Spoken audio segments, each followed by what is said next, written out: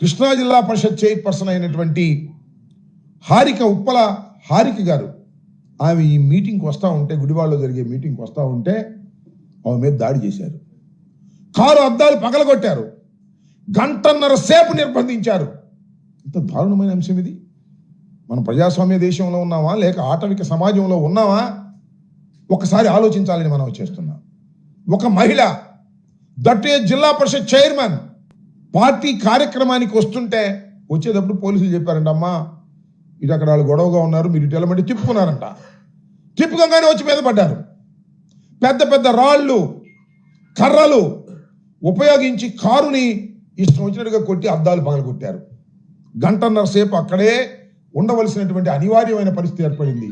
ఒక భయాందోళనలో అక్కడ ఉండిపోయారు. చివరికి తెగించి అద్దం దించి పోలీసులు అడిగారు, ఏమిటి అన్యాయం, వాళ్ళ కొడుతుంటే మీరు చూస్తూ ఊరుకున్నారేంటి అంటే పోలీసులు అంటున్నారు, నేను చూసా వీడియోలో, మీరు కూడా చూడండి, యూట్యూబ్లో కొడితే వస్తుంది. మేమేం చేయమంటామమ్మా, వాళ్ళు తాగి వచ్చారు అంటున్నాడు police officer. What is this? వాళ్ళు తాగి వస్తేనో, గంజాయి తాగి వస్తేనో, మందు తాగి వస్తేనో కారు అద్దాలు పగలగొడతా ఉంటే పోలీసులు చోద్యం చూస్తూ ఉన్నారు.